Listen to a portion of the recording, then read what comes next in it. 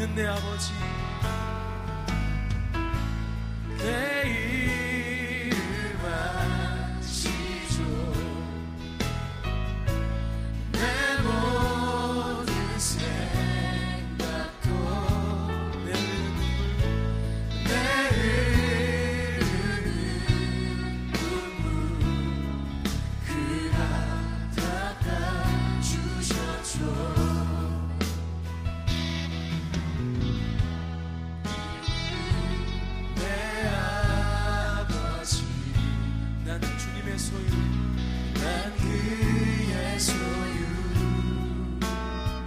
내가 어딜 가든지 내가 어딜 가든지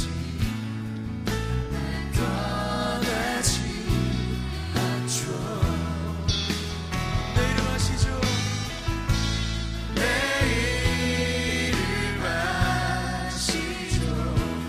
내 모든 생각도 내 모든 생각도 아바라 부를 때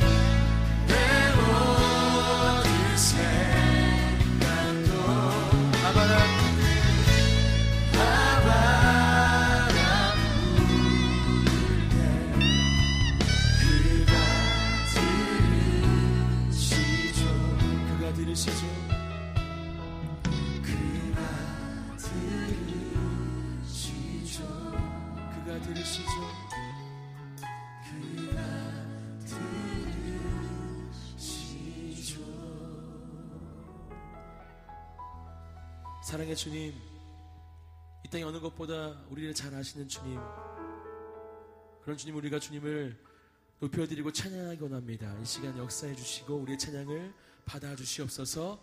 감사드리며 예수님의 이름으로 기도드립니다. 아멘. 서울드림교회 드림플러스 예배에 오신 모든 분들을 주님의 이름으로 환영합니다. 오늘 함께 찬양할 때 하나님의 기쁨이, 또 하나님의 감사함의 역사가 저와 여러분에게 함께 임하게 될 줄 믿습니다. 우리 자리에서 일어나서 기쁨으로 하나님을 찬양하기 원합니다.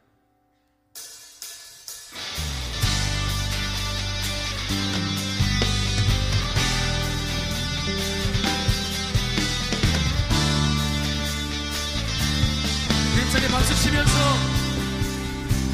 우리 왕 되신 주님을 찬양하며 나가겠습니다. 목소리 높여 우리 마음을 다해 하나님을 찬양합시다. 할렐루야. 왕 되신 주께 감사하세. 그 사랑 영원하리라. 모든 것 위에 뛰어나신 주, 그 사랑 영원하리라. 찬양 찬양 찬양. 능력의 손과 사랑 영원하리라. 네, 모든 영혼들을 사랑 영원하리라. 찬양 찬양 찬양 찬양 찬양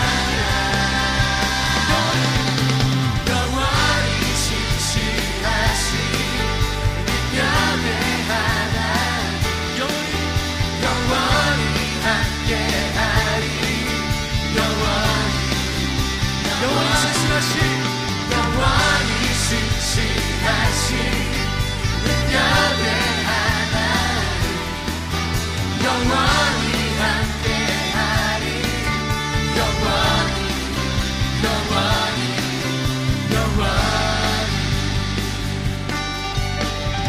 다시 한번 우리 마음을 달고 고백할까요? 뜨는 데서부터 지는 데까지 그 사랑 영원하리.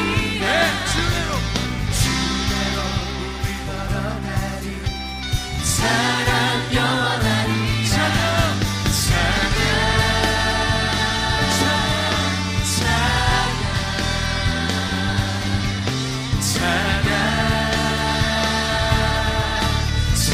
찬양 영원히 영원히 신실하신 능력의 하나님 영원히 함께하리 영원히 영원히 신실하신 영원히 신실하신 능력의 하나님 영원히 함께하리 영원히 영원히 영원히. 시간 저희와 함께 이렇게 고백해 보겠습니다. 그 사랑 영원하리라 사랑 영원하리라. 그 사랑 그 사랑 영원하리라. 그 사랑 영원하리라. 그 사랑 이번엔 더 큰 박수와 목소리로 그 사랑 그 사랑 영원하리라. 그 사랑 영원하리라. 그 사랑 그 사랑 영원하리라. 그 사랑 영원하리라. 찬양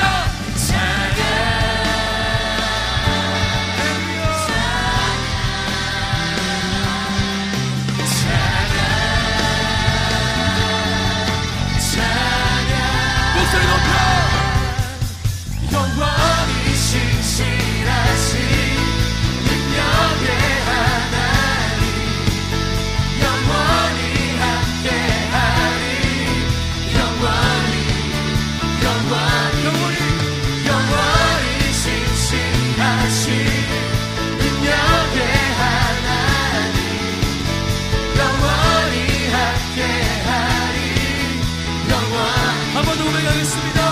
영원히 영원히 신실하신 능력의 하나님 영원히 함께하리 영원히 영원히 신실하신 영원히 신실하신 능력의 하나님 영원히 함께하리 영원히 영원히 영원히.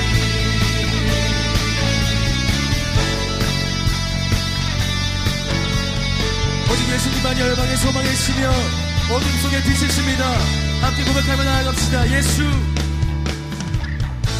예수 열방의 소망 예수 우리의 위로자 주는 온 땅의 영원한 소망 네, 예수 예수 어둠 속의 빛 예수 변함없는 주 주님은 주는 온 땅의 빛이 되시 아멘. 우리 위해 우리 위해 죽으시고 다시 사신 생명의 주 주님만이 주님만이 소망으로 변함없는 반석이라 주님만이 온 세상을 비추신대 또 죽음에서 부활하신 우리 구주 평강의 왕 주를 믿는 모든 자의 소망이신 주를 믿네. 다시 한번 고백하겠습니다. 예수 열방의 소망 예수 열방의 소망 예수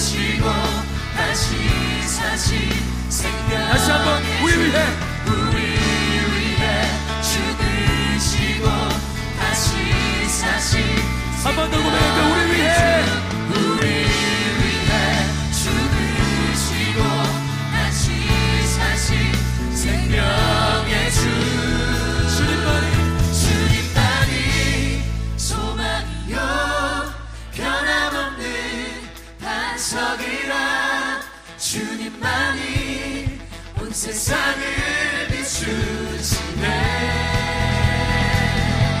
그 죽음에서 부활하신 우리 구주 평강의 왕 주를 믿는 모든 자의 소망 주님만이 소망으로 변함없는 반석이라 주님만이 온 세상을 비추시네.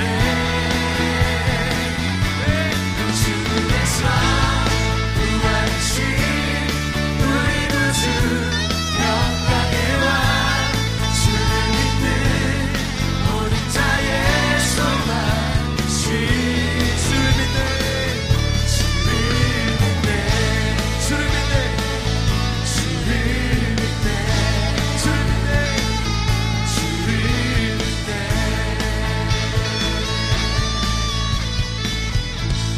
할렐루야. 우리 왕 대신 세상의 열방의 소망이와 빛이 되신 주님께 영광의 박수를 드리겠습니다. 아멘.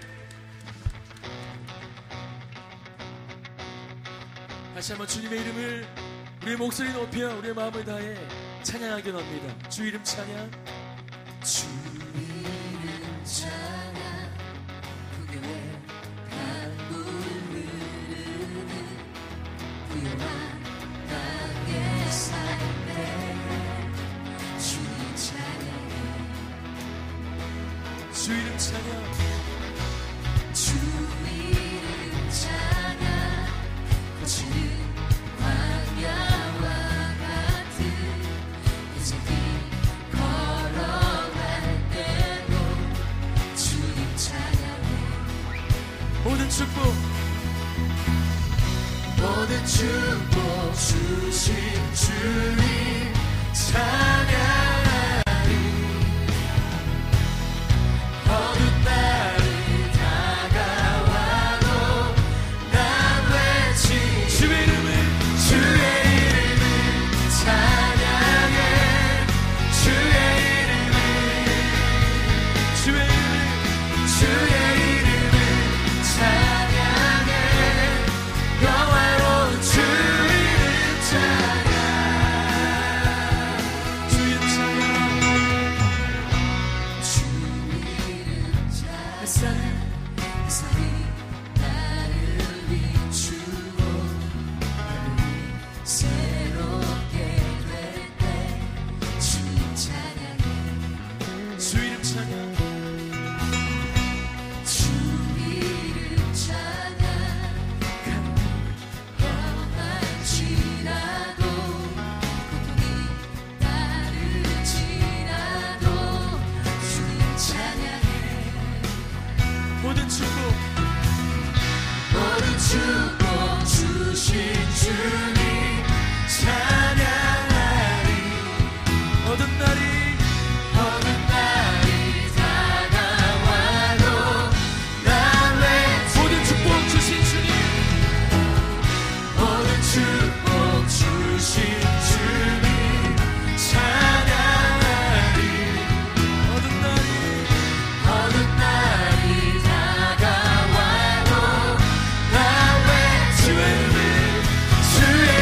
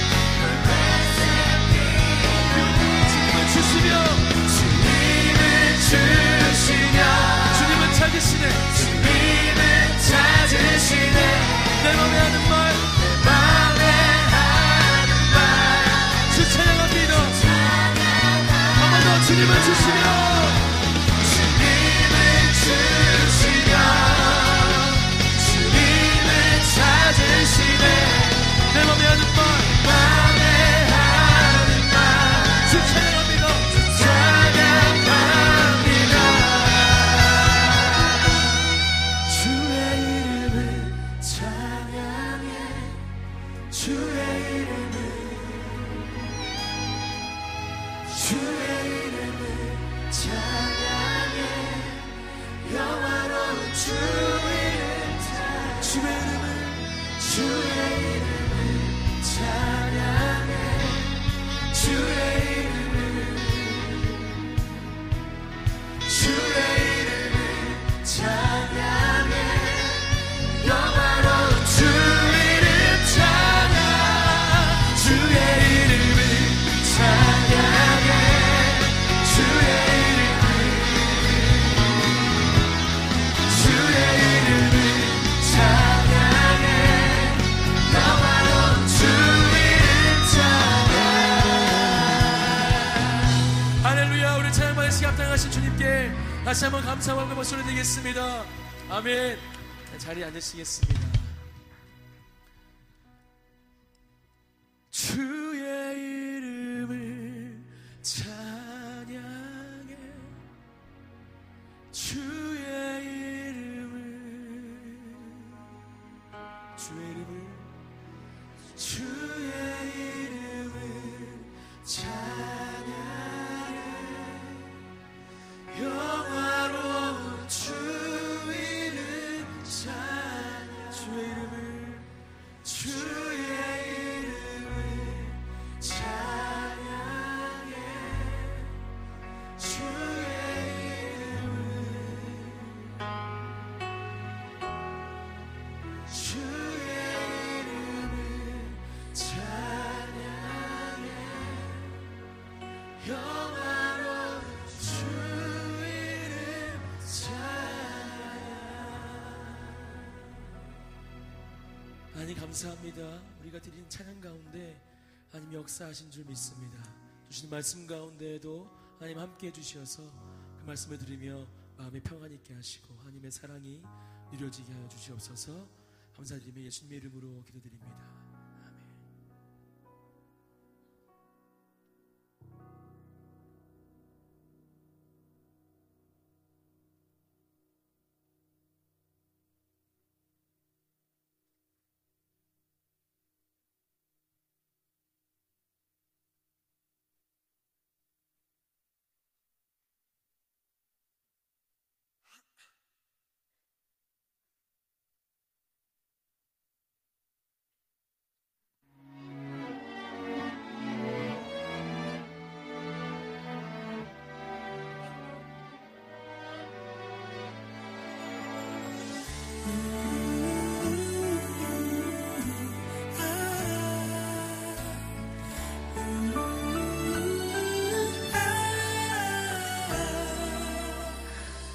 이제 다시 해줄 수 없는 말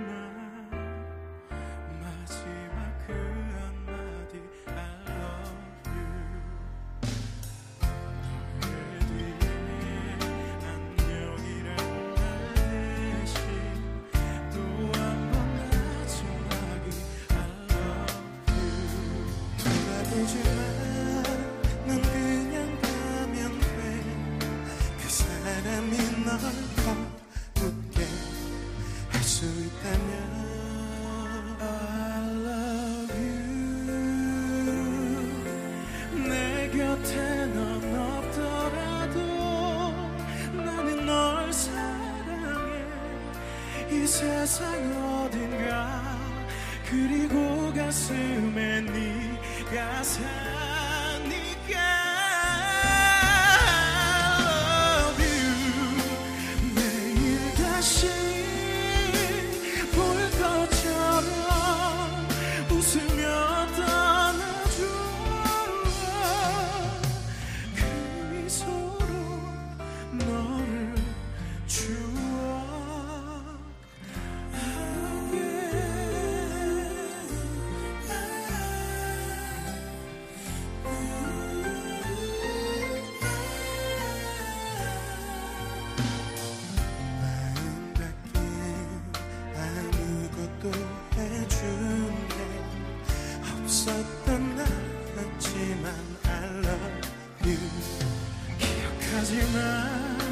넌 다 잊어도 돼. 남은 추억은 내가 다 가져갈 테니. I love you. 내 곁에 넌 없더라도 나는 널 사랑해. 이 세상 어딘가 그리고 가신 난 네가 사니까. I love you. 매일 다시 볼 것처럼 웃으며 떠나줘.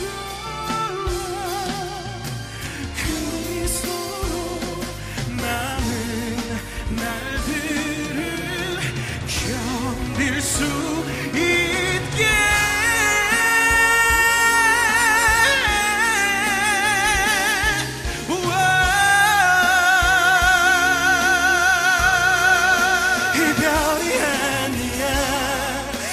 잠시 세상에 맡긴 거야. I love you. 내 가슴이 무너져도 너만 행복하면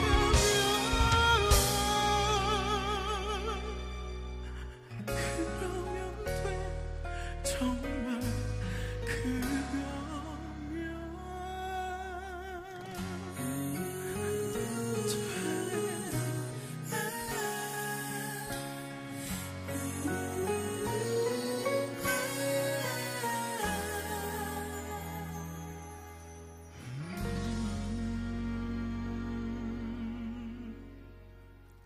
감사합니다.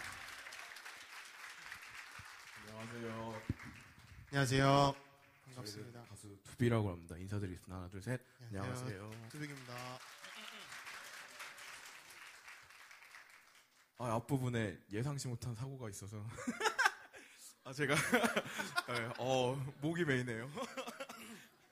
네, 저희가 이렇게 또 드림플러스 예배 두 번째로 오게 됐는데, 예전에는 너에게로 또다시라는 불의 명곡이라는 주제를 가지고 예배를 드렸었는데요. 그때 이제 저희가 왔었고, 이제 또 이번에 또 오게 돼서 또 불러주셔서 너무 감사하고요. 방금 들려드린 곡은 저희 엊그저께 나온 따뜻한 신곡입니다. 행복하기를이라는 곡이고요. 네, 여러분 어때? 노래 괜찮은가요? 감사합니다. 네, 지금 뭐 멜론, 엠넷 이런 데 가면 다 있으니까요. 꼭 다운받으라고 뭐 그런 말은 아니고요. 네, 많은 사랑 부탁드리고요. 예. 그럼 다음 곡으로 네, 저희 또 곡 나의 길을이라는 곡을 준비했는데요. 이번 곡은 또 제 친구인데 조강호 씨라고 좀 소개를 해드리면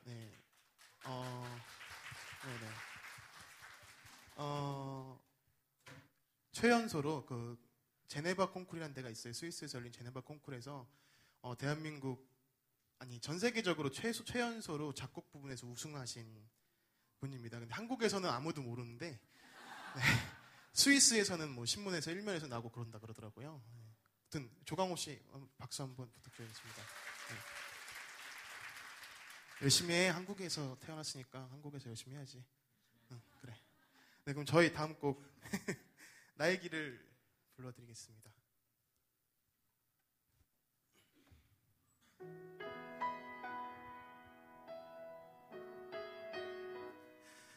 I will promise you forever 널 지켜줄게. 언제나 네 곁에 있어줄게. 오래도록 네 손을 잡아줄 사람. 나의 길 with you. 바래다 주는 길이 아쉬워. 평생 곁에 두고 싶은 마음. 밝은 저 별빛마다 너의 미소 같아서 자꾸 행복해지는 날. I will promise 지켜줄게. 언제나 네 곁에 있어줄게. 오래도록 네 손을 잡아줄 사람. 나의 길 with you. 다른 공간 속에 살았지만 이제는 같은 꿈을 꾸잖아. 쓸쓸했던 빈자리 이제 너로 채우고 너와 함께 있고 싶어. I promise you forever. 널 지켜줄게. 언제나 네 곁에 있어줄게. 오래도록 네 손을 잡아줄 사람. 나의 길 with you. 나 yeah. 너라서 더 고마워 my baby.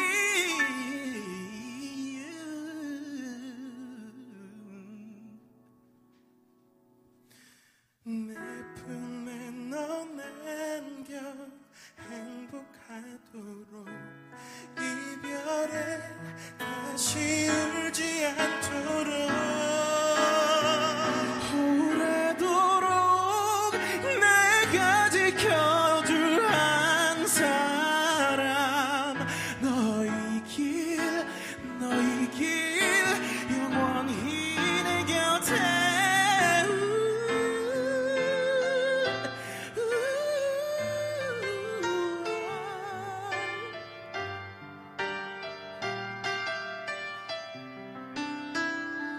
평생토록 널 보살펴줄 한 사람.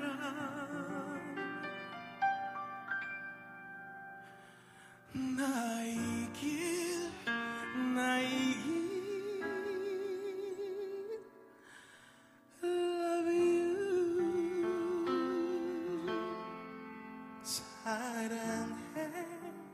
사랑해. 여러분 사랑합니다.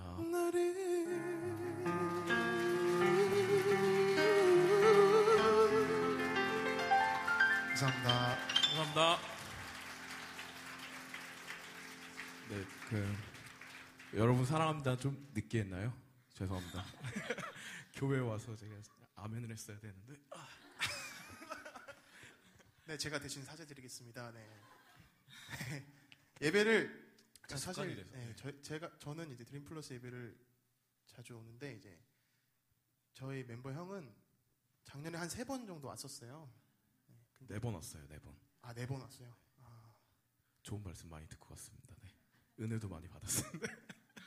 이렇게 말하는 네, 거 맞나요? 그래서 기도 부탁 좀 드릴게요. 네. 내년에는 3-4번만 빠지고 다 나올 수 있도록 네, 좀 기도 좀 해주시면 참 좋을 것 같습니다. 네, 중보 기도가 참 좋은 거잖아요. 네. 네, 다음 곡은요. 이제 여러분 다 아실 만한 곡으로 준비했어요. 그쵸? 네. 네. 지현 씨 몰랐죠? 네, 저는 따로 연습했습니다. 오늘 멋있게 잘하려고. 네. 네. 무슨 곡이죠? 네, 하나님은 너를 지키시는 자라는 곡 끝으로 저희는 이제 물러가겠습니다. 투빅 많이 사랑해 주시고요. 감사합니다.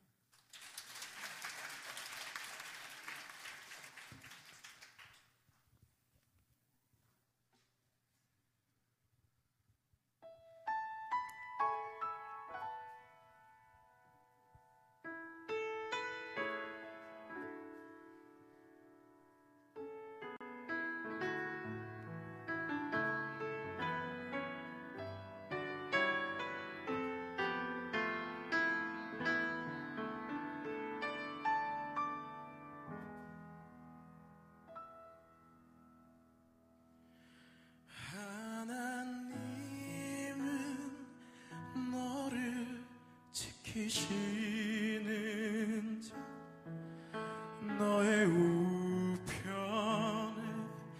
그늘 되시니 낮의 해와 밤의 달도 너를 해치 못하리. 하나님은 너를 지키시는 자, 너의 환난을 면케하시니 그가 너를 도우시리라. 너의 출입을 지키시리라. 눈을 들어 산을 보아라. 너의 도움 어디서 오나.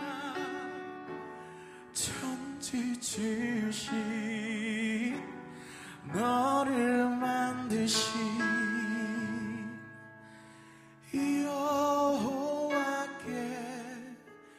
여호와께로다.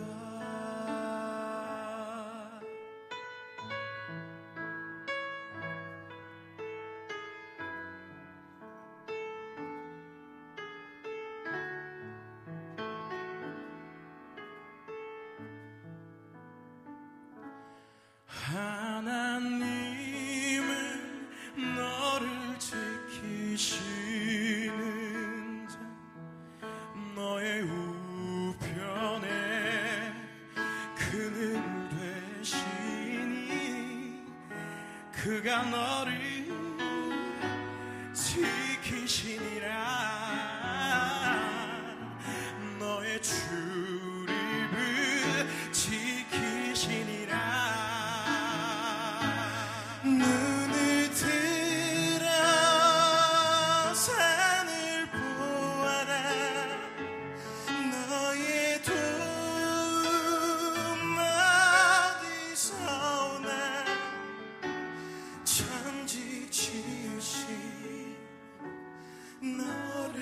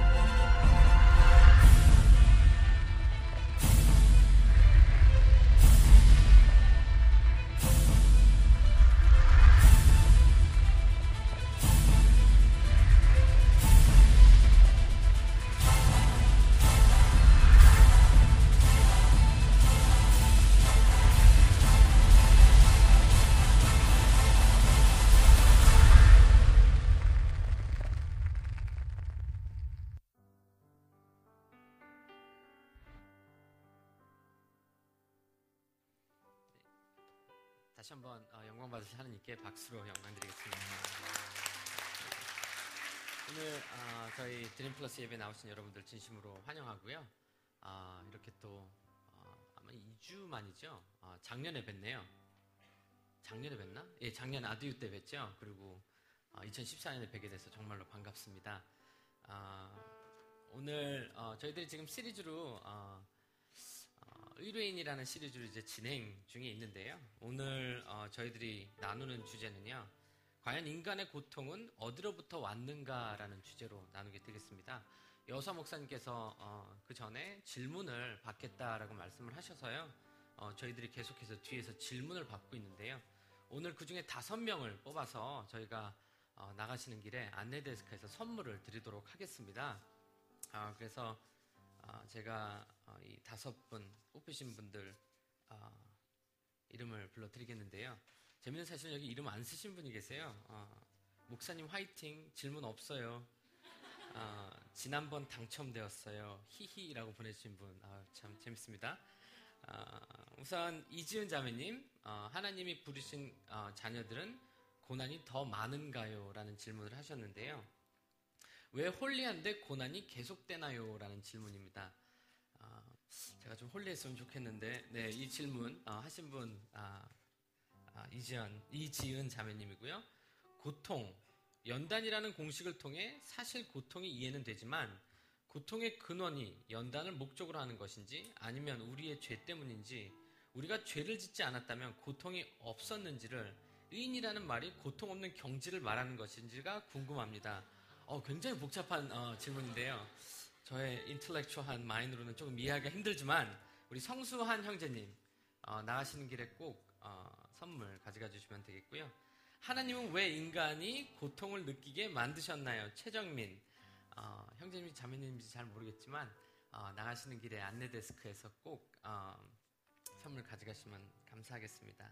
왜 죄가 없는 것 같은 막 태어난 아기가 죽어야 하나요? 좀 무거운 질문이네요. 그러나 가장 제가 많이 받는 질문 중에 하나입니다. 김은주 자매님 나가시는 길에 꼭 선물 받아가시고 그리고 마지막으로 주님이 고통을 주시는 이유는 무엇일까요? 고통을 통해 얻어지는 것은 무엇을 위해 준비해야 할까요? 박수빈 자매님 나가시는 길에 꼭 선물 가져가 주시면 감사하겠습니다. 제가 이 모든 질문들을 오늘 대답을 해드릴 수 있을 것 같습니다. 굉장히 자만스러운 지금 대답을 말씀드렸는데요. 최선을 다해서 이 질문이 아마 우리 설교 속에 오늘 저의 대화 속에서 있지 않을까라고 생각을 하는데 혹시 이 질문에 대한 명쾌한 대답이 필요하시다면 저에게 꼭 따로 와 주시면 감사하겠습니다. 왜 죄 없는 것 같은 아이가 막 태어났을 때 때로는 죽어야 하나요? 라는 질문인데요. 첫 번째 이 질문에 대해서 말씀드리고 싶은 것은 굉장히 힘든 질문이에요. 왜냐하면 저는 유산이 되는 과정에서도 있었고 제 친구의 아내가 얼마나 고통스러워하는지를 보았기 때문에 이 질문이 그렇게 쉽게 제가 대답하거나 들을 수 있는 질문 같지는 않습니다. 근데 제가 시간이 지나면서 하느님을, 성경에 있는 하느님을 이해하면 이해할수록 사랑의 하느님, 은혜의 하느님, 그리고 항상 우리에게 그 하나님의 사랑을, 그 케어를 전해주시는 그 하느님이 그 아이가 죽었다 하더라도 저는 그 하느님을 믿을 수 있다라고 생각을 합니다. 그 이유는요, 저는 모릅니다. 오늘 제가 여러분들에게 솔직히 말씀드리고 싶은 첫 번째 대답은요, 이 세상에 왜 이 많은 고통이 있습니까? 라고 저에게 물어보신다면 목사로서 여러분들에게 솔직하게 대답하겠습니다. 저는 답이 없습니다. 저는 그 전제 조건으로 오늘 설교를 시작하려고 합니다. 저는 그 답을 모릅니다. 단지 제가 알고 있는 하느님은 그런 상황 속에서도 분명히 하나님의 사랑과 케어와 선을 이루신다는 것은 알고 있습니다. 오늘은 그런 하느님에 대해서 조금나마 깊게 이야기를 나눠보려고 합니다. 제가 처음에 서울 드림교회에 부임했을 때 저희 금요일에는요, 금요 철야기도 모임이 있습니다. 여러분 혹시 철야기도 가보셨는지 모르겠지만 통성기도를 하는 곳이에요. 저는 미국에서 갓 와서 통성기도가 굉장히 불편했습니다. 이렇게 통성기도를 하는 건 어떤 거냐면요, 주여 하고 옆에서 이제 막 소리를 지르시는 거예요. 기도를 막 하시는 그런 통성 기도가 있는데요. 처음에 이제 저희 교회 와서 그게 익숙치가 않은 거예요. 저는 침묵 기도를 배웠고 서울 드림교회에서 금요철에 왔는데 통성 기도가 이제 시작이 되더라고요. 제가 한 어르신 옆에서 이제 기도를 조용히 하고 있었는데 제 기도가 안 되는 거예요. 그분이 고백하는 죄가 계속 들리는 거예요. 그래서 막 기도를 하면서 이런 막 시험이 드는 거예요. 아주 나쁜 사람이잖아? 막 이런 생각도 들고 그 상황을 어떻게 모면해야 될지 모르겠더라고요. 근데 이제 신도현 목사님께서 김상 목사가 금요 철야 예배 때 설교를 하라라고 말씀을 하시더라고요. 저는 자신이 있었어요. 뭐 한국에서 설교 이 정도 뭐 철야 예배 설교에 아무 문제가 없겠지 하고 올라왔습니다. 여러분들이 설교를 들으시면 아시겠지만 여호사 목사님은요. 딱 한 가지 포인트를 가지고 설교를 하십니다. 그렇기 때문에 굉장히 간단 명료하고 좀 이렇게 깨끗한 설교를 하시고요. 신도배 목사님은 죄송합니다. 지금 죄송해요. 이거 실수예요. 이게 실수입니다. 네, 신도배 목사님은 포인트 3개를 가지고 설교를 하세요. 그러니까 보통 3가지 포인트로 설교를 하시고 1, 2, 3 그리고 마무리로 설교를 끝내십니다. 저는 그날 고통이라는 주제를 가지고 설교를 했습니다. 12포인트를 잡았습니다. 저는 성도님들이 그렇게 고통스러워하는 것은 처음 봤습니다. 그때 제가 처음 설교를 하게 돼서요.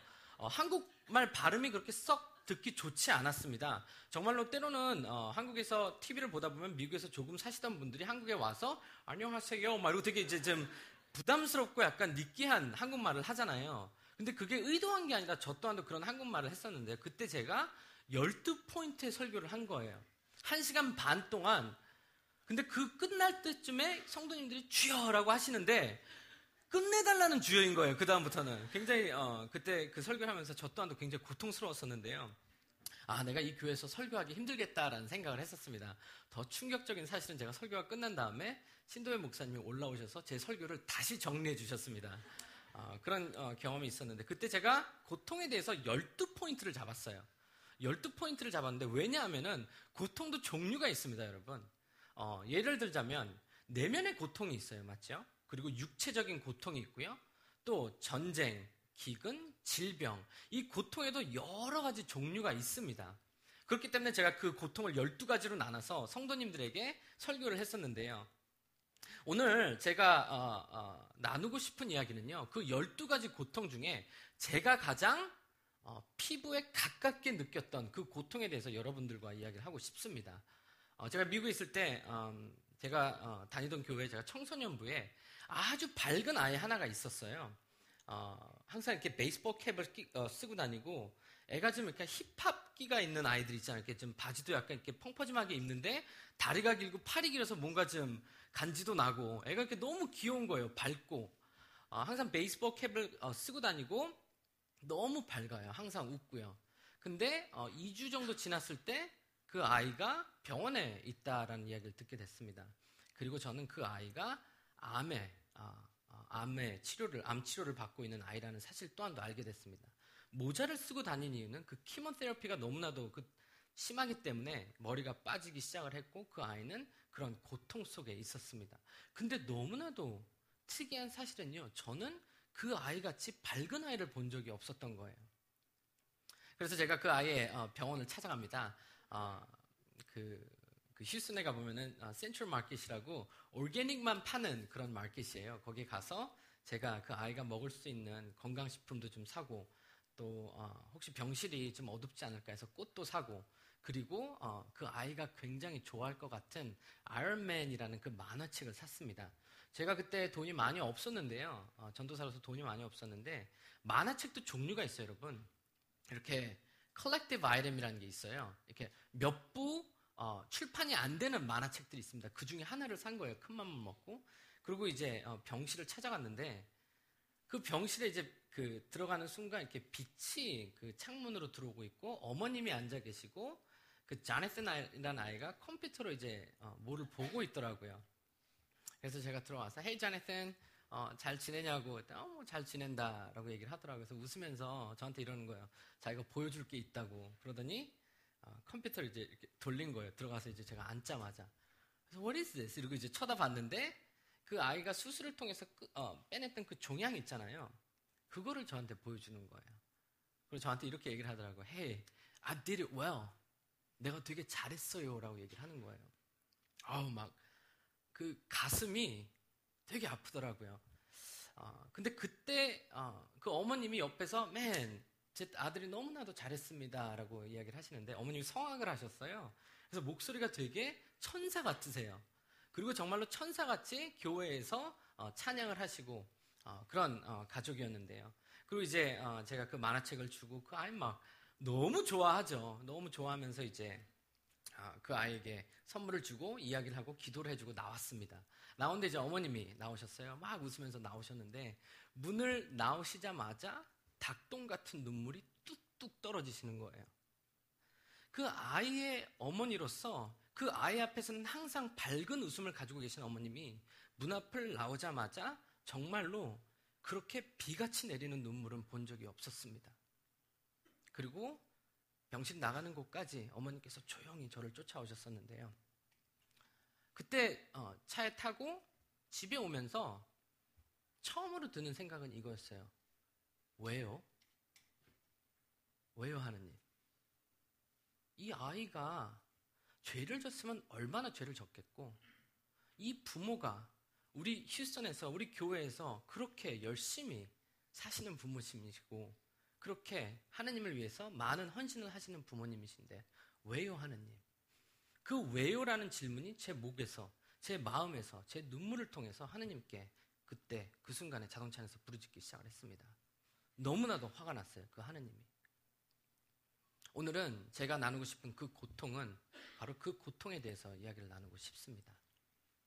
근데 이 왜라는 질문은요, 굉장히 특이하게요, 오직 하느님이 계시다는 사람만이 그 왜라는 질문을 할 수 있습니다. 왜냐하면 그 왜라는 질문은 바로 그 누군가가 우리보다 더 거대하고 크고 우리를 만드신 그 누군가가 그 뒤에 이 모든 것을 보고 계시고 함께하고 계신다는 그 생각에서 출발하기 때문이에요. 많은 자연주의자들 또한도 이런 질문을 합니다. 제가 저번 주에 어떤 질문을 받았을 때 자연주의자 한 분이 질문을 하셨더라고요. 하느님께서 왜? 라는 질문으로 시작을 하셨는데, 신뢰된 말씀이지만 자연주의자는 그런 질문을 할 수 없습니다. 진정한 자연주의자는요, 절대로 그런 질문을 할 수 없습니다. 그 질문을 하기 위해서 제가 아는 자연주의자 한 분이 이렇게 이야기를 합니다. 그분은 하버드에서 신학을 가르쳤고 하버드에서 신학을 가르치면서 사제였고요. 그분이 자신의 논리적이지 않은 그 부분을 논리적으로 만들려고 이런 생각을 펼치기 시작을 합니다. 철학을. 우리는 하느님이 없다는 전제 조건을 가지고 하느님에게 접근해야 됩니다라고 이야기를 합니다. 21세기를 사는 우리는 하느님에 대해서 이해를 할 때 하느님께서 존재하지 않고 계시다는 전제를 가지고 하느님에 대해서 이해를 해야 됩니다라고 이야기를 합니다. 존 셔브스펑이라는 사람인데요, 하버드에서 신학을 가르쳤던 사람입니다. 그렇게 했을 때 우리는 비로소 고통과 악에 대해서 다른 새로운 정의를 내릴 수 있다라고 이야기를 합니다. 들으셨다시피 말도 안 되는 얘기예요. 그러니까 contradiction이라는 거죠. 신이 없다는 전제 조건을 가지고 신을 생각해야 된다라고 이야기를 하고 있는, 그 이유는 그는 하나님의 존재를 믿지 않고 그는 자연주의자이기 때문에 자기가 자연주의자로서 도덕과 윤리를 이야기해야 되기 때문에 바로 그런 있지도 않은 전제 조건을 가지고 그런 접근을 하게 되었습니다. 그리고 여러분들이 아주 잘 아시는 리처드 더킨스라는 사람이 있죠. 지상 최대의 쇼라는 책을 쓴 사람이고, 아마도 다윈이즘에 대해서는 이 세상에서 지금 현존해서 살아계신 분 중에는 가장 박식한 분이시라고 저는 생각을 합니다. 근데 저는요, 이분이 자연주의자시고 신의 존재를 부인하시는 분이시지만 저는 이분이 논리적이고 솔직하다라고 생각을 합니다. 이분은 진짜로 자연주의자이십니다.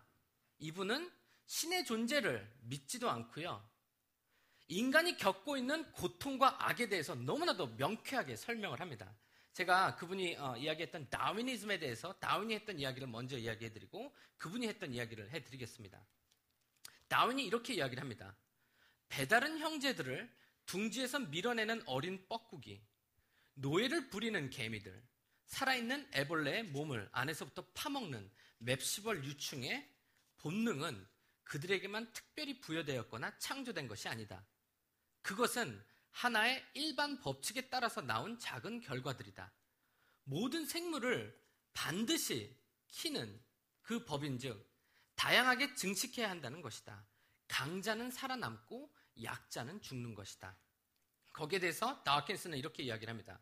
자연 선택은 위안 따위는 신경 쓰지 않는다. 왜 그러겠는가? 자연에서 벌어지는 일에 조건이 있다면 그것은 선조 시절에 같은 일이 일어났을 때 그 현상을 지원하는 유전자의 생존에 도움이 있어야 한다는 것뿐이다. 맵시벌의 잔인함이나 자연의 무감각한 무관심에 대한 설명은 유전자의 생존 가치 하나면 충분하다. 충분한 것을 넘어서 지적으로도 만족스러운 설명이다. 인간의 동정심에는 만족스럽지 못하더라도 말이다. 그렇다. 이러한 생명관에는 장엄함이 있다. 자연은 고통에 대해 냉정하리만치 무관심하다는 사실. 적자 생존이라는 자연의 기본 원리에서 고통은 필연적으로 따라온다는 사실도 모종의 장엄함이 있다. 이분은 솔직합니다. 이분은 그의 논리에 어떠한 추호의 컨트라딕션도 없습니다. 자연주의자들은요, 왜라는 질문을 할 수 없습니다. 왜냐하면 우리가 살고 있는 이 세상은 우리는 우연하게 그 빅뱅을 통해서 만들어졌고 그 안에서 내추럴 셀렉션과 뮤테이션을 거쳐서 시간이 지나감에 따라서 우리는 우연하게 그렇게 만들어진 존재이기 때문에 어떠한 법칙도 적용될 수 없다라고 이야기를 하고 있는 거예요. 우리는 그저 만들어진 존재이기 때문에 그런 액시던이라고 그러죠. 그런 우연으로 만들어진 존재이기 때문에 어떠한 가치관도 우리에게 부여될 수 없다라고 이야기를 하고 있는 것입니다. 저는 그분의 말이 맞다라고 생각을 합니다. 우리에게 왜 그런 가치관이 부여돼야 되나요? 우리가 만약 정말로 그렇게 만들어진 사람이라면, 우연으로 만들어진 사람이라면 어떻게 우리에게 그런 도덕적인 관점을, 윤리적인 관점을 우리에게 적용시킬 수 있을까요? 절대 그럴 필요가 없습니다. 거기에 대해서 existentialist라는 existentialism이라는 어떤 철학적인 관점이 있는데요. 거기에 잔 폴 샤텔이라는 사람이 자연주의자들의 모순에 대해서 이렇게 이야기를 합니다. 하나님이 존재하지 않는다는 논리는 굉장히 불편합니다. 왜냐하면 모든 것이 선함의 가치와 의미가 하나님이 존재하지 않음과 동시에 사라지기 때문입니다. 신이 없다면 선함의 추구는 불가능해질 수밖에 없습니다. 도스토옙스키는 이렇게 말했습니다. 신이 존재하지 않는다면 인간에게 모든 것은 가능해집니다. 하나님이 존재하지 않는다면 인간에게는 어떠한 도덕적 윤리적인 필요와 추구가 필요 없습니다. 이렇게 이 사람은 이야기하고 있습니다. 도덕적인 어떠한 가치관도 부여될 수 없는 거예요. 이해되셨나요? 그것이 진정한 자유주의자들의 생각입니다. 그렇기 때문에 그들은 왜라는 질문을 할 수 없는 거예요. 당연히 강자가 약자를 이기는 거고요. 병이라는 것은 그 뮤테이션 안에서 잘못 들어온 거기 때문에 당연히 필연적으로 인간에게 있어야 되는 거고요. 전쟁과 기근과 이 모든 것들은 강자가 약자를 이기기 위해서, 차지하기 위해서 당연히 주어지는 거고요. 그리고 우연으로 만들어진 이 세상 안에는 그 우연이 연속되고 있기 때문에 바로 태풍과 이 기근 모든 것들은 당연히 인간이 감수해야 된다라고 이야기를 하고 있습니다. 그리고 그는 그 안에 어떠한 동정심도 필요하지 않다라고 이야기를 하고 있습니다. 그렇기 때문에 때로는 자유주의자들이 왜 인간에게는 고통이 있습니까? 라는 질문을 하시고자 한다면 그 질문 자체가 잘못됐다는 것을 기억해 주셨으면 좋겠습니다. 그리고 저는 그렇기 때문에 왜라는 질문을 하는 우리들은요, 그 안에 분명히 우리의 뒤에는 슈퍼내추럴한 그 무엇인가가 있고 우리보다 더 큰, 아마도 우리를 컨트롤하고 만들고 계신 그 하나님이 존재하고 있다라는 생각 속에서 그 질문이 출발하고 있다라는 것을 말씀드리고 싶습니다. 불교는요, 바로 그 문제에 대해서 이야기를 합니다. 불교의 가장 중심적인 교리가 뭔지 아세요, 여러분? 고통이에요. 고타마 시타르타가 29살 때 바로 자기가 왕자가 될 수 있었음에도 불구하고 바로 출가를 합니다. 그것은 이 세상 속에서 있는 그 고통에 대한 문제를 자신이 해결하고 싶었기 때문이에요. 그리고 자신 스스로가 그 고통을 이겨낼 수 있다라고 이야기를 했습니다.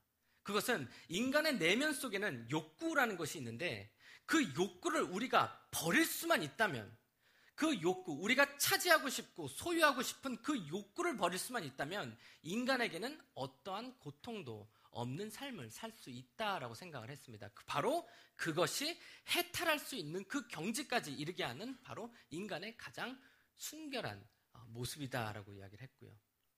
그것이 바로 불교의 모습이었습니다. 힌두이즘은 어떻게 얘기를 하냐면요. 바로 인간에게는 고통이 있습니다. 인간에게 고통이 있는 이유는 우리가 카르마라는 법을 따르지 않고 있기 때문이에요. 카르마라는 그 우주의 법은 우리의 양심 속에서도 움직이고 있는데 바로 우리가 이 법을 지키지 않기 때문에 바로 우리의 삶 속에서는 고통이 찾아온다라고 이야기를 하고 있습니다. 그리고 이 고통은 우리가 실수를 하고 그 카르마를 따르지 않기 때문에 이 죄가 죄에 더해졌을 때 우리가 다음 생에 태어날 때는 그 죄가 우리의 삶 속에서 그 고통이 더해진다라고 이야기를 하고 있습니다. 그게 사실이라면 전 전생에 어마어마한 잘못을 지었을 것 같아요. 여러분들은 어떠신가요?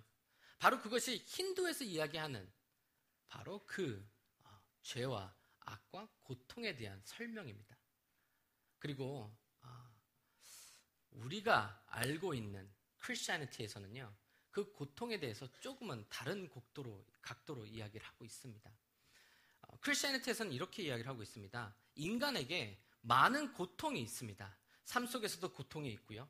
바로 이 내면적인 고통이 있고요. 질병이 있고요. 전쟁이 있고요. 이 모든 것들이 있는데 바로 이 모든 고통이 일어나는 이유는 더 이상 우리가 우리 내면 속에 있는 악을 무시하지 못하게 하려고 하느님께서 우리의 삶 속에 가져오신 것이다 라고 이야기를 하고 있습니다. 바로 때로는 고통이 우리 내면에 있는 그 모든 것을 끄집어내는 역할을 한다라고 크리스천리티에서는 이야기를 하고 있습니다.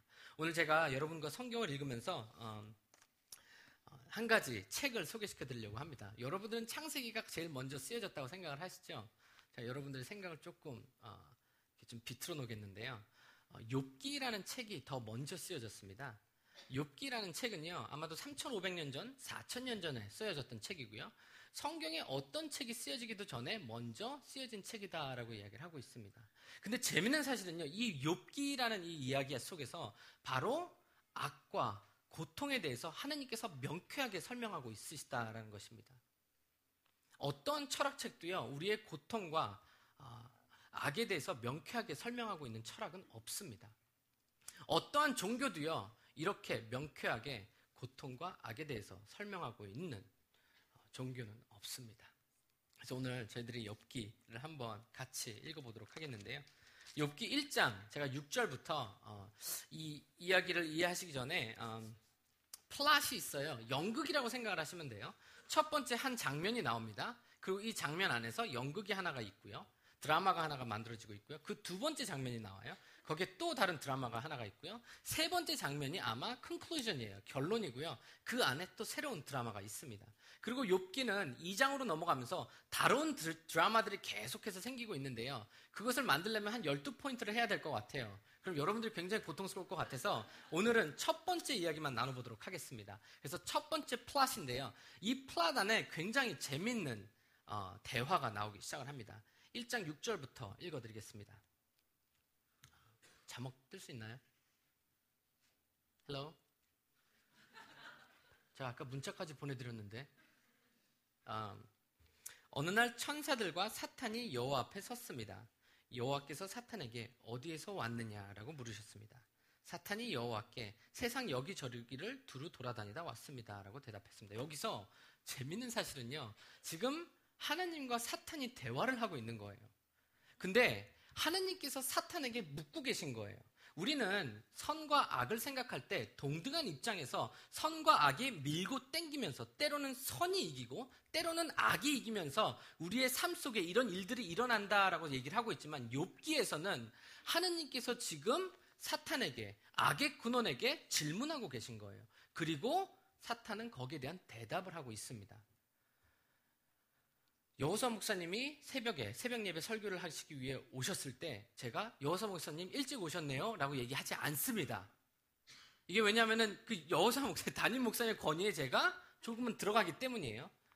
제가 새벽 예배 나와서 설교를 할 때 여호사 목사님이 김수환 목사 일찍 왔네 라고 얘기는 하십니다. 그것은 여호사 목사님, 담임 목사님으로서 저한테 할 수 있는 얘기예요. 그 권위가 있기 때문이죠. 똑같습니다, 여러분. 지금 하느님께서 사탄에게 질문을 던지고 있고요. 사탄은 거기에 대한 대답을 하고 있는 것입니다. 우리가 생각하는 음과 양의 모습이 아니고 우리가 생각한 듀얼리즘의 문제가 아니고 지금 하느님께서 악 위에서 거기에 대한 질문을 던지고 계신 것입니다. 여호와께서 사탄에게 내가 내 종 욥을 주시하여 보았느냐? 요처럼 흠없고 정직하며 하느님을 경외하고 악을 미워하는 자는 세상 어디에도 없다라고 말씀하셨습니다. 하느님께서 이렇게 이야기를 하고 계신 거예요. 히브리 말로 얘기를 하면요. 지금 히브리 말로 하지 않고 한국말로 번역해서 말씀드리겠는데요. 제가 히브리 말을 하지 못합니다. 죄송합니다. 공부를 좀 더 해야 되는데 사탄이 하느님에게 세상을 돌아다니다 왔습니다라고 얘기를 했더니 하느님께서 내가 사랑하는 욥을 보았느냐? 욥은 나를 사랑한다라고 이야기를 하고 있는 거예요. 이 모든 경외하고 두려워하고 이 모든 단어의 뜻에는 하느님을 진정으로 두려워한다라고 얘기를 하고 있는 거예요. 그 두려움이 나쁜 뜻의 두려움이 아니라 하느님의 거룩함을 이해하고 있고 하느님을 경건하게 쳐다보고 있고 그 하느님을 진심으로 영혼 깊은 곳에서 사랑한다라고 이야기를 하고 있습니다. 그랬더니 사탄이 바로 그 하느님에게 이렇게 이야기를 합니다. 욥이 아무런 이유 없이 하느님을 경외하시는 줄 아십니까? 주께서 욥의 그 가정과 재산을 늘 지켜주지 않으셨습니까? 주께서 그가 하는 일마다 복을 주셔서 부유해진 것입니다. 그러나 이제 주께서 손을 내미셔서 그가 가진 것을 모두 빼앗아 보십시오. 그러면 그가 주님을 똑바로 쳐다보며 저주할 것입니다. 라고 이야기를 하고 있습니다. 여기서 사탄은 하느님에게 이렇게 얘기를 하고 있는 거예요. 죄송합니다, 하느님. 욥은 하느님 별로 사랑하지 않아요. 욥이 사랑하는 거는 욥이 하느님을 사랑할 수 있는 단지 한 가지 이유는 하느님께서 그에게 물질적인 풍요와 가정의 평화와 그런 축복을 주셨기 때문에 하느님을 사랑하고 있습니다라고 이야기를 하고 있는 거예요. 재밌는 사실은 이때 욥은요 부족 국가의 왕의 위치 정도 있었던 것 같아요. 굉장히 많은 재산이 있었고요. 7명의 아들이 있었고 3명의 딸이 있었고 굉장히 자손도 많고 그때 당시에 그 부족 국가에서도 굉장히 많은 좋은 위치를 차지하고 있었던 사람인 것 같아요. 그 사람이 지금 어떤 일이 일어나고 있는지 몰라요. 이 사람의 생각 속에서는. 이해되시나요? 이것은 욥의 생각 밖에서 일어나는 일이고요. 천상에서 일어나고 있는 일들이에요. 그리고 사탄은 하느님에게 정확하게 이야기를 합니다. 욥은 하느님을 사랑하지 않습니다라고 이야기를 합니다. 그랬더니 하느님께서 이렇게 이야기를 합니다. 여호와께서 사탄에게 말씀하셨습니다. 좋다. 그가 가진 모든 것에 대해 내 마음대로 시험해 보아라. 그러나 그의 몸에는 손대지 마라. 그러자 사탄은 곧 여호와 앞에서 떠나갔습니다. 오케이. 악을 행하는 건요. 인간의 삶의 고통을 가지고 오는 건요. 사탄이에요. 하느님이 아니세요. 근데 여기서 여러분들이 명심해야 되는 것은 하느님께서 그 위에 계시다는 거예요. 여러분들의 삶 속에서 고통이 찾아오고 어려움들이 찾아오는 것은 하느님께서 원하시는 일이 아니에요. 그것은 분명히 사탄이 원하는 일이고 그것을 통해서 여러분이 하느님의 사랑을 부정하고 하느님의 케어를 부정하기를 원하는 거예요. 그러나 하느님은 그 모든 것을 알고 계시고 그 모든 것을 컨트롤하고 계시고 그 모든 것을 경계를 만들고 계신 거예요. 그렇기 때문에 이것은 선과 악의 싸움이 아니라요. 하느님께서 하느님의 더 큰 뜻을 이루시기 위해서 잠시 그에게 그렇게 할 수 있는 권리를 주고 있는 것입니다. 이해되셨나요? 그러면은 하느님께서 이 욥의 인생을 통해서 과연 어떤 것을 끌어내고 싶었는지를 저희들이 좀 더 읽어보겠는데요. 하느님께서는 바로 이 사탄에게 그런 권리를 부여함으로써 바로 하느님께서 욥의 삶 속에서 끄집어내고 싶었던 가장 깊게 원했던 그것을 만들어내십니다. 그것이 바로 그 다음 구절부터 시작을 합니다. 하루는 욥의 자녀들이 마청집에 모여 음식을 먹으며 포도주를 마시고 있었습니다. 그때 한 심부름꾼이 욥에게 와서 이렇게 말했습니다. 소들이 쟁기질을 하고 암나귀들은 그 곁에서 풀을 뜯고 있었습니다. 그런데 스바 사람들이 들이닥쳐 소와 암나귀들을 빼앗고 종들을 칼로 쳐서 죽였습니다. 오직 저만 혼자 도망쳐 나와 이렇게 주인께 보고드리는 것입니다. 지금 전쟁이 난 거예요. 이 부족을 누가 침략을 해서 그가 가지고 있던 모든 것들을 빼앗아가고 있는 거예요. 그 말이 끝나기도 전에 다른 사람이 와서 말했습니다. 하늘에서 하느님의 불이 떨어져 양떼와 종들을 태워버렸습니다. 오직 저만 간신히 도망쳐 주님께 보고드리고 있는 것입니다. 천재지변이 일어난 거예요. 자연적인 재해가 욥의 삶 속에, 욥의 가정 속에, 욥의 재물 속에 떨어져 버린 거예요. 그리고 이 모든 것의 뒤에는 지금 사탄이 움직이고 있는 것입니다. 아직 이 사람의 말이 끝나기도 전에 또 다른 사람이 와서 말했습니다. 갈대아 강도가 새 물이나 들이닥쳐 낙차들을 빼앗고 종들을 칼로 쳐서 죽였습니다. 오직 저만 도망쳐 와서 주님께 보고드리는 것입니다. 아직 이 사람의 말이 끝나기도 전에 또 다른 사람이 와서 말했습니다. 주인님, 자녀들이 큰 아들 집에 모여서 음식을 먹으며 포도주를 마시고 있었습니다. 그런데 갑자기 사막에서 강풍이 불어와 집에 내 모퉁이를 덮쳐 자녀분들이 깔려 죽고 오직 저만 홀로 피해 나와서 보고드리는 것입니다. 이 순간 욥은 모든 것을 잃습니다. 그가 가지고 있던, 그가 소유하고 있던 모든 것을 지금 이 순간 다 잃어버립니다. 여러분, 우리들의 삶 속에서 고통이 왜 찾아오냐 하면요, 때로는 우리들이 너무나도 소유하고 싶은 그것이 우리의 삶 속에서 없어질 때 우리는 가장 큰 고통을 느낍니다. 여러분 사랑해 보셨나요? 여러분 첫사랑이 깨졌을 때 기억하시나요? 그 고통? 유재하 노래 들으면서 방에서 아버지가 드시던 반쯤 남은 기억하시나요? 저만 그랬나요? 삶의 고통이 찾아오면요, 그 고통이 삶에 찾아오는 가장 심각한 저의 고통을 생각해 보면요, 제가 가장 소중하게 여기는 것들이 나의 삶 속에서 하나둘씩 떠나가기 때문이다라는 생각이 듭니다. 여러분들의 삶은 어떠신가요? 그 어머님이 눈물이 떨어지던 이유는 그 어머님께서 너무나도 소중하게 생각하던, 가장 소중하게 생각하던 그 어머님의 아들이 그 암을 겪어나가고 있다는 것, 때로는 죽음이 앞에 있을 수 있다는 그 불안감이 그 어머님을 그렇게 슬프게 했다라고 생각을 합니다. 재산이 다 없어졌습니다. 우리 또한도 때로는 가장 우리가 아끼는 것들이 우리 삶 속에서 없어질 때 가장 큰 고통을 느끼지 않나요? 그리고 그 사실 자체가 우리가 진정으로 섬기고 있는 것이, 그 자체가 우리가 진정으로 value하고 있는 것이 무엇인지를 가르쳐주지 않나요? 여러분들은 정말로 여러분들이 하느님을 사랑한다고 생각하시나요? 근데 우리는 왜 이렇게 우리의 삶 속에서 소중한 게 없어지고 깨져나갈 때 이렇게 몸부림치며 하느님에게 모든 죄책을, 그 죄값을 돌리나요? 그리고 우리는 하느님께 왜요라는 아주 당돌한 질문을 하는 것일까요? 그럼 그 내면 속에서 우리가 진정으로 사랑한 것이 과연 하느님일까요? 아니면 우리가 가지고 있는 그것일까요? 제가 미국에 있을 때 굉장히 좋아하는 형이 있었어요. 그 형이랑 있으면요 너무 편해요. 왜냐하면 돈이 좀 많았어요. 굉장히 돈이 많아서 그 형이랑 있으면 너무 이렇게 어려운 게 없는 거예요. 어디를 가든지 그 형이 다 쏘고 그러니까 너무 이제 편한 생활을 하고 있었는데 그 형이 한 여자를 만나게 됩니다. 그리고 저는 그 여자분을 뵀을 때 정말 너무 미인인 거예요. 그리고 너무 미인이고 너무 아름다워서 되게 질투도 많이 했었고, 내가 돈만 좀만 있었으면은 저 형 그렇게 잘생기지도 못해, 뭐 이런 생각도 했었고 그랬는데요. 믿음 생활하기 전입니다. 이제 그런 생각을 했었는데, 그 형이 결혼을 하고 너무 성대하게 결혼했어요. 컨트리 클럽에서 정말로 저는 결혼식에 그런 음식이 나올 수 있다는 것조차도 깜짝 놀랐습니다. 그런 음식을 먹고 그분이 결혼하는 날 그 여자분 저를 평생 잊지 못할 거예요. 베라 왕이라는 웨딩 드레스를 샀어요. 사가지고 이제 그 정도 이제 아무것도 아니에요 그들에게는. 근데 그분이 걸어가실 때 제가 그분의 드레스를 밟습니다. 그리고 찢어집니다. 그래서 그 여성분 아마 평생 저를 잊지 못할 거예요.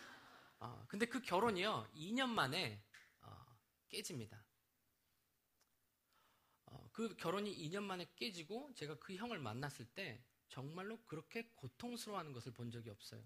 정말로 사람이 그렇게 사랑이 깨졌을 때 아파할 수 있다라는 것을, 그러니까 이게 살이 빠지는 게 보이는 거예요. 그리고 정말로 고통스러워하고 너무나도 힘들어 했었는데요. 그 형이 결국에는 저한테 이렇게 얘기를 하더라고요. 예전에 아내분이, 그 형이 굉장한 재산을 상속받을 수 있는 상황이었습니다.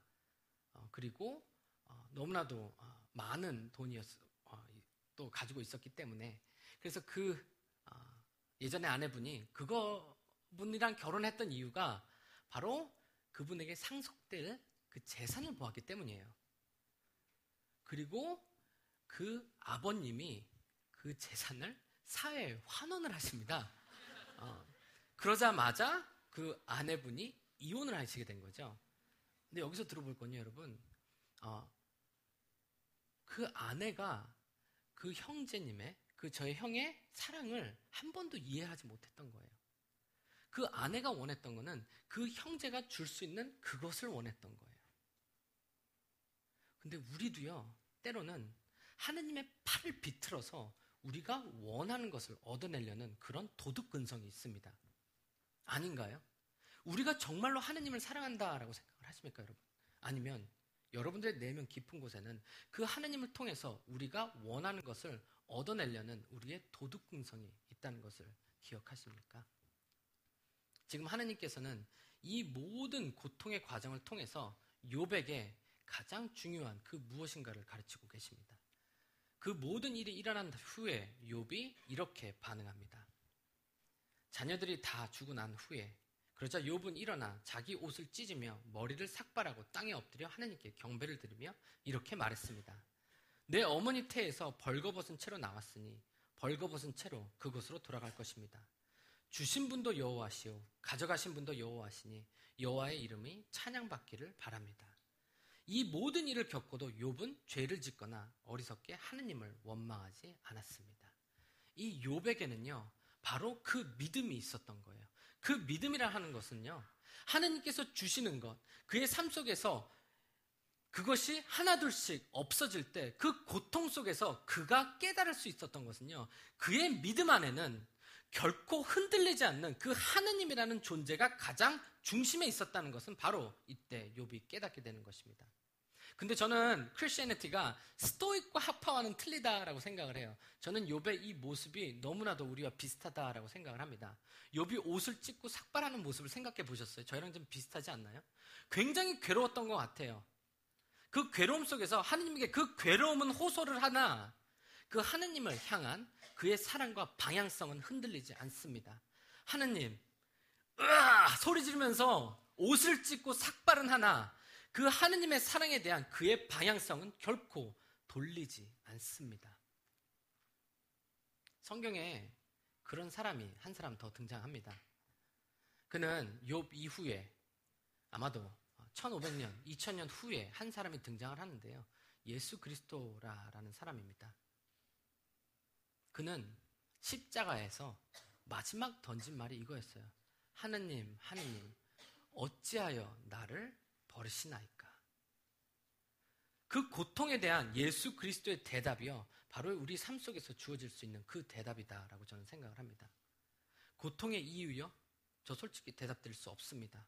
근데 한 가지 대답 드릴 수 있는 것은요, 우리의 고통 속에서 함께 하시는 하느님이 계시다라고 이야기를 하는 것이 바로 크리스티애니티입니다. 기독교는요, 우리가 우리에게 주어지는 이 많은 고통들에 항상 정답이 있다라고 이야기를 하지 않습니다. 근데 성경은요, 바로 우리의 고통을 하느님께서 함께하고 계시다라고 이야기를 하고 계십니다. 예수님은 아주 가난한 동굴에서 태어납니다. 너무나도 찢어지게 가난했어요. 어떠한 호텔에도 들어갈 수 없었기 때문에 동굴에서 예수님은 태어나게 되고요. 홀 어머님 밑에서 큽니다. 그리고 항상 사람들에게 아비 없는 자식이다라는 소리를 듭니다. 그 예수님이 그 고통을 몰랐을까요? 그리고 예수님은 항상 오해를 받습니다. 미친 사람이다라고 오해를 받습니다. 정신 나간 사람이다라고 오해를 받고요. 아니, 악마라라고 오해를 받습니다. 예수님이 오해받는 것에 대한 고통을 모르실까요? 예수님은 아무것도 가진 것이 없으셨습니다. 때로는 목수였기 때문에 그때 당시에 로마의 그런 고속도로를 만드는 곳에 아마도 팔려가서 아무런 대가 없이 일을 할 경우도 많았을 것이다 라고 생각을 합니다. 예수님께서 그것에 대한 고통을 몰랐을까요? 예수님이 사랑하는 12제자가 예수님을 마지막 순간에 배반합니다. 예수님이, 하느님이 그 배반의 고통을 모르실까요? 그것을 다 십자가에서 받아내신 것이 바로 우리의 하느님이십니다. 크리스티애니티가 말하는 그 고통의 대답은요, 바로 그 하느님께서 우리와 함께 계시다라는 그 대답입니다. 그리고 우리와 함께 계시다 함은 바로 그 우리의 믿음이 함께 계시는 하나님 안에서 지켜지고 만들어지게끔 하느님께서 원하신다는 것에 있습니다. 제가 그 자네슨 아이라는 아이가 퇴원을 했어요. 암 수술을 끝내고 퇴원을 했다가 몇 달 후에 다시 입원을 하게 됩니다. 그래서 제가 또 찾아갑니다. 제가 이번에는 화분을 샀어요. 꽃이 지금 시든다라는 생각이 들어서 화분을 사고 또 아이언맨 그 다음 편 컬렉티브 아이템 그 만화책을 큰 돈을 주고 사고 그 아이를 찾아갑니다. 그랬더니 그 아이가 침대에 누워 있고요. 어머님과 아버님이 함께 계셨어요. 그리고 이제 제가 그 아이 옆에서 죽음의 냄새가 나기 시작을 합니다. 그리고 제가 그 아이에게 묻습니다. Are you okay? Are you okay, little buddy? 괜찮아? 잘하고 있지? 그 아이가 저한테 이렇게 얘기를 합니다. You know I'm okay. 나 괜찮아요. You know he cares. 하느님께서 날 관심 있게 생각하시잖아요. You know he loves me. 하느님께서 나를 사랑하시잖아요. 그 아이의 삶 속에 주어진 그 많은 고통 속에서 하느님께서는 그 믿음을 더욱 크게 보셨습니다. 우리의 삶이 고통이 다 끝났을 때 한 가지 남는 것이 있습니다, 여러분. 그것이 바로 믿음이라는 것입니다. 하느님께서는 우리가 하느님을 사랑하고 하느님이 우리를 사랑한다는 것은 고통을 통해서 그리고 우리의 삶을 통해서 절대로 놓지 말라라고 이야기하고 계신 것입니다. 바로 그럴 때 우리는 하느님께서 원하시는 그런 믿음으로 자라날 수 있고 바로 그 믿음이 이 세상보다 이 고통보다 더 높고 더 찬란한 곳으로 저희를 인도하실 것입니다. 그것이 바로 크리스천티가 이야기하는 고통의 결과입니다. 여러분들이 이 고통 속인 삶에서 절대로 믿음을 놓지 않으시고 하느님과 함께 그 고통을 겪어 나가시고 하느님께서 주시는 바로 그 진정한 선물인 하나님 그 당신을 만나시는 그런 축복이 있으시기를 제가 기도드리겠습니다. 다 함께 기도하시겠습니다.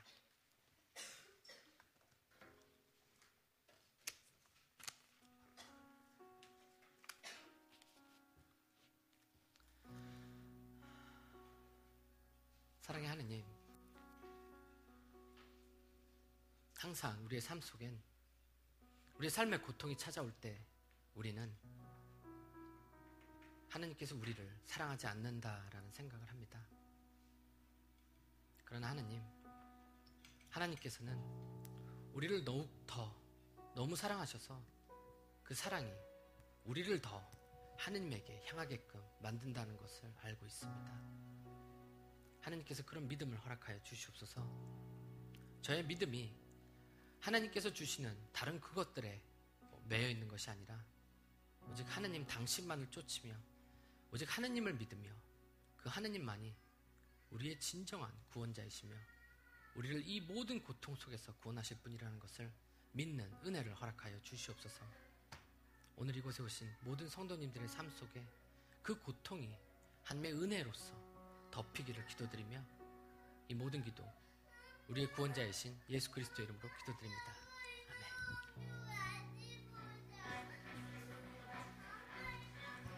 다 같이 자리에서 한번 다시 일어나 보시겠습니까? 마지막으로 이 찬양 같이 하고 마쳤으면 좋겠습니다.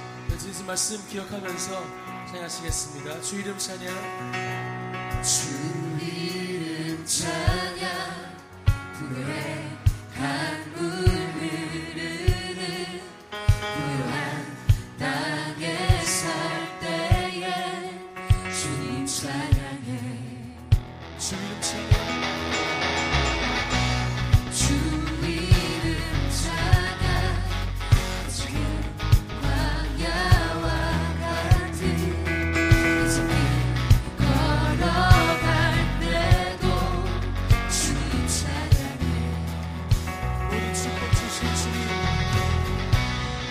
축복 주신 주님 찬양하리.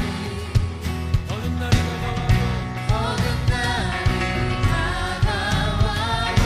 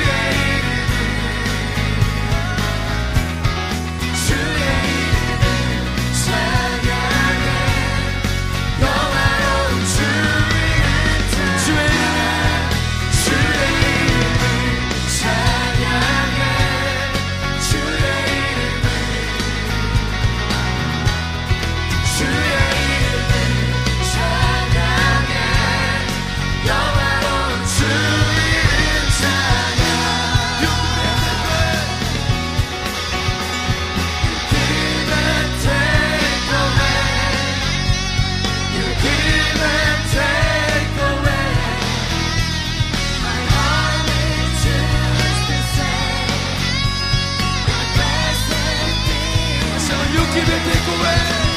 You give and take away. You give and take away. My heart will choose to say, my blessed. 한 번 더 주님을 주시며 주님을 주시며 주님을 찾으시네. 맘에 하는 말 주 사랑합니다. 주의 이름을 찬양해. 주의 이름을 주의 이름을 찬양해. 영화로운 주 이름 찬양. 주의 이름을 찬양해.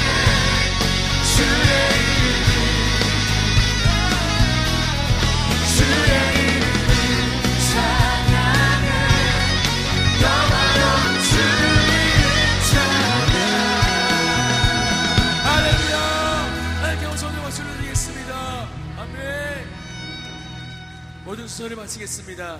안녕히 돌아가시고요. 다음 주도 승리하는 한 주 되시기 바라겠습니다. 다음 주 뵙겠습니다.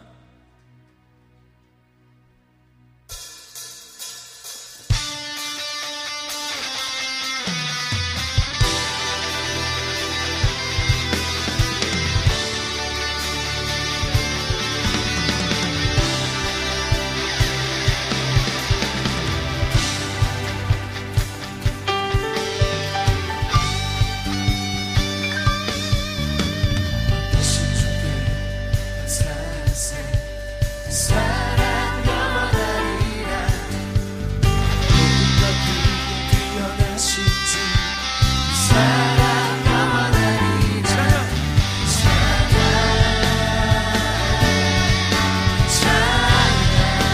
능력의 선과